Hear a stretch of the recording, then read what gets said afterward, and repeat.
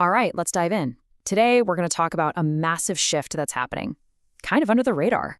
It's about completely rethinking our digital identity, our online communities, and maybe most importantly, who actually holds the keys to our digital lives.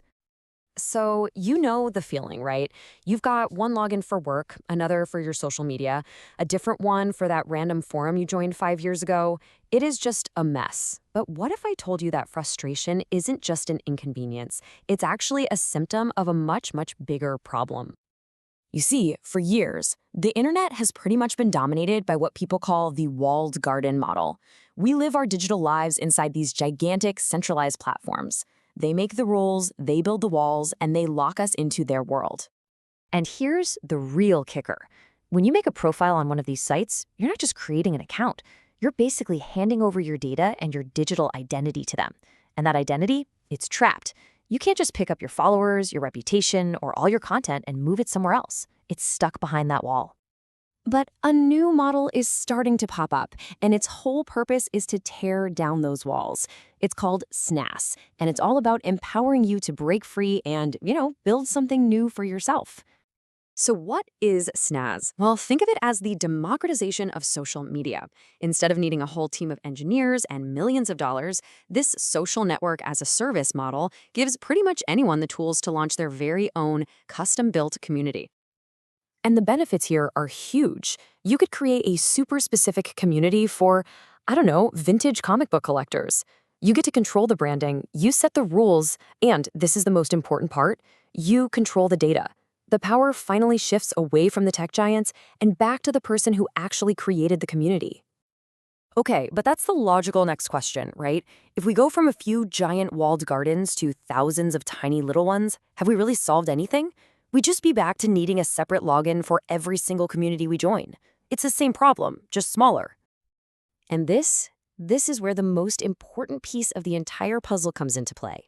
The solution to all that fragmentation is something called a universal user identity, or UIUID for short. Just think of UID as your one universal key for this new internet. It's a single, secure, digital identity that you and only you own and control. It's not tied to any one platform, it's tied directly to you. So what does this actually look like in practice? Well, your UID lets you join any new network with a single click. No new password, your basic profile information travels with you, and you get to decide exactly what information each community can see. It's seamless, it's portable, and it puts you in control of your privacy. So how does all this work on the technical side? It's basically built on two separate but deeply connected ecosystems that have to work together. Okay, on one side, you've got the host ecosystem. Think of this as the soil. It's the foundational layer, the servers, the security, the shared UUID system that makes it all possible. Then, on the other side, there's the user ecosystem, and that's your personal universe. It's your unique collection of communities that you've chosen to join, all tied together and accessed through your one UUID. And this is what your personal social universe could actually look like. You could use the exact same UID, your single digital key, to log into a private space just for your family's photos, a professional hub for work, that comic book fan club we talked about, and a local group for your neighborhood. 4 completely different networks, one single unified identity. Now, I know what you might be thinking. This all sounds great, but maybe a little bit like science fiction. But here's the thing. This shift from just being a theory to becoming a reality, it's happening right now. The real tipping point was a recent update that made this new interconnected model the default standard. And this wasn't just some minor patch. It was a landmark moment that changed the game. So here's why that is so incredibly significant. Before this update, using a UIID was an option. A network creator could choose to use it or not. But after this change, it's the default. Interoperability is no longer some feature you can add on, it is the standard from day one for every single new community. One of the key takeaways from all this is this idea.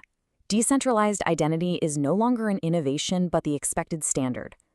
That statement right there signals that this technology has really grown up. We're past the experimental phase. A user-owned identity is now the foundational expectation. So, if you take one thing away from this, let it be this. We are witnessing a fundamental transfer of power. For the first time, really, the architecture of the web is being built with the user, not the platform, at its absolute center. It's your identity, your data, and your choice. And that leaves us with a really fascinating question to think about. In a world without all these walled gardens where your digital key can unlock an entire universe of communities that you get to choose, what would you build? What would you join? And what does it really mean to truly own who you are online?